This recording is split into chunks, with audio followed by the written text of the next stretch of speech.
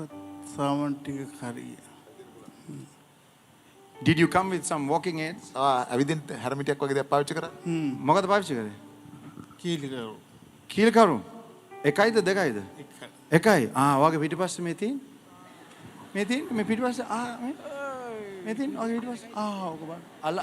අත ගන්න එපා. මේ තියෙන. කැමරා එක ගන්න. මේ තියෙන. Our guys, I tell you. Pastor Dan, I know you have an excuse. You will say, Prophet, but we threw it. It's okay. I believe you. I believe you. God bless you. God bless you. දේව පිට. මගේ සහෝදරයා මේ සුවේ රැක ගන්න. ජේසුවට ආදරෙයි. මේ ප්‍රේමය තුල සිටින්න. You just keep getting better and better every day. අද ඉඳලා හැමදාම එන්න හොඳ වෙනවා. What has happened here? My prophet, this is Maxi. मैं ඇත්තටම මැක්ස වැඩ කරපු කෙනෙක්. අවුරුදු 30ක් තිස්සේ for 30. Thank you, my prophet. For more than 30 years, he has been addicted to gambling. It doesn't stop there, my prophet. Because of this addiction, මෙයාව මරන්න උත්සාහ කරපු අවස්ථාවන් අනන්ත අප්‍රමාණයි. විකුණපු නැති දෙයක් නැහැ. කනකර ආභරණ, nothing on her chest, my prophet. Nothing in her on her ears, my prophet. Everything sold. No assets. A house, even the bicycle, everything sold. Sold only to gamble. From gambling, he goes in for addiction of alcohol. For 4 years of addiction of alcohol. Desperate wife leaves the family. Family broken. One day in the month of February, he sees that book, Avith Balanna. Wow. The power of a simple book, my prophet, Hallelujah. but so deep. He takes it to the hand, he reads it, and on the 22nd of February, he comes to the dome. And with one pledge and one pledge only, මට අද කවුරු හරි කතා කරේ නැත්නම් මම මගේ ජීවිතේ මෙතනින් නිමා කරනවා මෙතනින් අවසන් කරනවා. That is what was in his mind, my prophet. But that day someone speaks to him, my prophet. In the middle aisle, the pastors minister to him, my prophet. And from that point on, the family is restored. Gambling no more. Wow. Alcohol addiction no more. Jesus has restored. Hallelujah. Wow. කාන්තාවට අපි තප්පර 30ක් දෙන්නම්. කියන්නකො මේ අවුරුදු 30ක මේ වේදනාව දරාගෙන කියේ කොහමද? හිතා ගන්න බෑ. දැන් මේ නිදහස ගැන ඔබට මොකද හිතන්නේ? හරි සතුටුයි. මම දාලා ගියා. මෙයාව බැරිම තැන දාලා ගියා. අවුරුදු කීයකින් පස්සේද ඒව දාලා ගියේ? අවුරුදු 25ක් මැරි කරලා 25කින් ඉවසක මෙයා මාව එල්ලවනවා. මම ඒත් යන්නේ නැහැ. මම මෙයාට සල්ලි දෙනවා. මම ඉන්දියාප්පට අම්මලා සල්ලි දෙනවා. ඒත් ඒ හැදෙන්න දෙනවා. ඔයා මේක අතරන් ගිහලා ඇදිලා එන්න මට කරදර කරන්න එපා කියලා. ඒත් මෙයා මට අන්තිමට පාරේ යන පාංකාරය පවචෝටු කර බනිනවා. ඊට පස්සේ බැරිම දැන මම ළමින්ට කියලා ගිහිල්ලා ක්ලීනින් වැඩක් කරා තැනක. ඊට පස්සේ මෙයා කොහොම හරි ගෙදර පොඩි බුක් එකක් හම්බෙලා ඇවිත් බලන්න කියලා කොහෙන් ආවද දන්නේ නැහැ ගෙදරට ඒක. ඊට පස්සේ මෙයා මේ ඒකට කෝල් කරලා එයා එදා චර්ච් ඇවිල්ලා තිබුණා. ඊට පස්සේ කොහොම හරි මම අවුරුදු 15ක් අසනීප වෙලා ඉන්න කෙනෙක් මෙයා 22 ඇවිල්ලා තිබුණේ. ඊට පස්සේ මම පළවෙනිදා මට වැඩ කරන්න හිතුන්නේ නැහැ. එතන මම ගෙදර යනවා ළමයි හරි බල්ලා යන්න එනවා කියලා. එනකොට මෙයා යායලි ඉන්නවා. මම බස් එකෙන් බහිනකොට මෙයා මම එනකන් වගේ බලන් ඉන්නවා. ඊට කලින් දුවට කතා කරලා තිබුණා මේ චර්ච් කියලා. ඊට පස්සේ එයා බෑ කියලා. මෙයා කියලා නෑ මම අද යන්නේ අම්මත් එක්කමයි කියලා.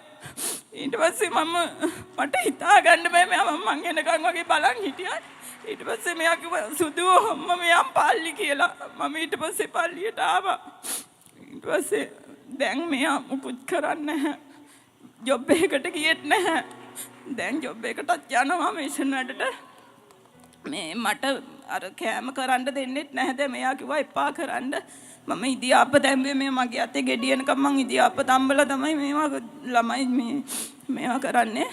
ඉතින් දැන් මෙයා කියන මට ඒවා කරන්න එපා නිදහසේ ඉන්න. මට පුළුවන් විදියට මම ඔයාලට හම්බ කරලා දෙන්න. Hallelujah. Hallelujah. Beautiful. Yes sir. මේ වෙනස් වීම කොහමද වුනේ brother? සහෝදරයා කියන්න. මට ඒ කියන්නේ මම නෑ මේ වෙද්දි. මේ වෙද්දි මම මැරලා. ඒ කියන්නේ මට තීරණේ එකම තීරණේ ඒක තමයි ගන්න තිබ්බ. ඊට පස්සේ තමයි ගෙදර පොඩි පොතක් හම්බුණා මට. ළමයෙන් ඇහුව පුතේ කොහෙන්ද මේ පොත? දන්නේ නැහැ තාත්තේ කිව්වා. ඊට පස්සේ මං ගිහිල්ලා ආපහු එල්ල බැලුවා. බලද්දි ඒකේ තිබ්බ විස්තරේ කියවලා බලලා තමයි මට හිතුනේ මෙතෙන්ට තමයි ගැලවීම තියෙන එකම තැන කියලා. මම ආවා මෙතෙන්ට. ඒ ආපු ගායන දැන් සතුටුයි. ජේසුස් වහන්සේ මාව බේරගත්තා මරණයනුත්. පවුල සමගිය සමාදාන කර දුන්නා. දැන් අපි සතුටින් ඉන්නවා. Hallelujah. මතක වෙද්දි ලැජ්ජයි. මොකද? දැන් කරපු දේවල් මතක වෙද්දි මට ලැජ්ජයි දැන්. The lady from Oman, can you stand up? අර ඕමාන් වල ඉඳලා ආපු කාන්තාව නැගිටින්න. Did you get your answer now? ඔයාගේ උත්තරයට හම්බුණාද? Huh? You got your answer now? Okay, Peter, All right, Rama. thank you.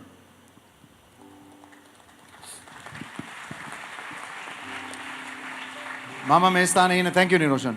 මම මේ ස්ථානයේ ඉන්න හැම කෙනෙක්ගෙන්ම වැඳලා ඉල්ලනවා පොඩි උදව්වක්. බැගෑපත් I beseech you and ask you all for a favor. මම ඔබගෙන් බැගෑපත්ව ඉල්ලනවා උදව්වක්. ඔබගේ සුවය අහිමි කරගන්න එපා. Don't lose your healing.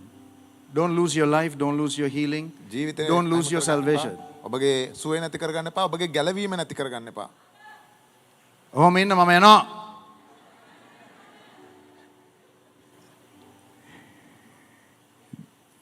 මේ පොත සුවේ අත්පොත. Amen.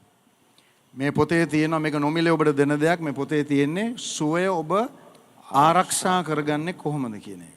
This book tells you how to protect your healing. සුව මැදිරි ඉන්න අය මගේ දිහා බලන්න. අහගන්න මම කියන දේ. Hello හැමෝම මගේ දිහා බලන්න. හොයි. හැමෝම මේ සුවේ අත්පොත ගන්න ඕනේ ඔබ. මේක නොමිලේ දෙන දෙයක්.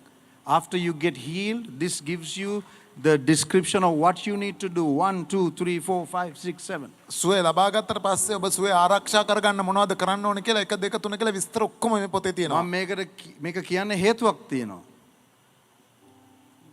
මෙතන රෝහල් වලින් සුව කරන්න බැරි වෙච්ච අය ඇවිත් මෙහි සුව වෙලා ඊට පස්සේ ගිහිල්ලා ඔබ නාරගම් නැතුවොත් තිබ්බට වඩා 7 ගුණයක් වැඩි වෙලා තමයි මේ ස්ථානෙට ආයෙත් එන්න වෙන්නේ. ඉතින් වැඳලා ඉල්ලන්නේ ඔබ ජේසු ජීවමානයි කියලා ඔබ අත්දැක්ක ස්ථානයේදී යේසු වෙනුවෙන් පමණක් ඔබගේ ජීවිතය කැප කරලා ඒ සත්‍ය අනුව මේ ගමන යන්න මෙහෙම කියලා මං ඉල්ලනවා.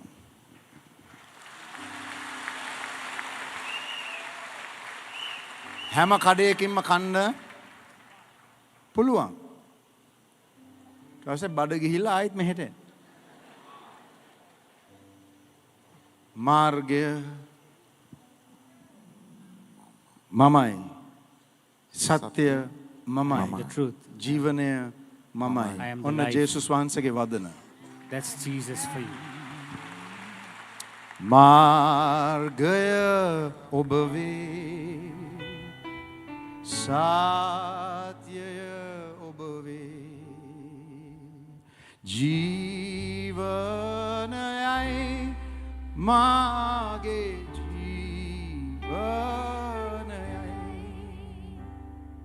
මා පසු පස එන්නේ නම් ඔබේ සිත මට දෙන්නේ නම් සදාකාල ජීවය මම ඔබට පුදන්නම්. මා පසු පස